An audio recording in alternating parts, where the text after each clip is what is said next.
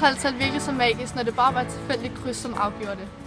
Hvornår er det gæt, og hvornår er det viden? Hvorfor skal vi gå rundt i vores weekend og være nervøse over et nationalt test mandag morgen, når det alligevel bare det rene gætteri?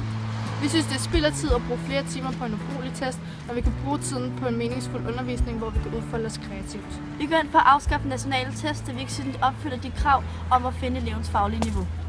Så hvorfor skal et tilfældigt kryds gøre os nervøse?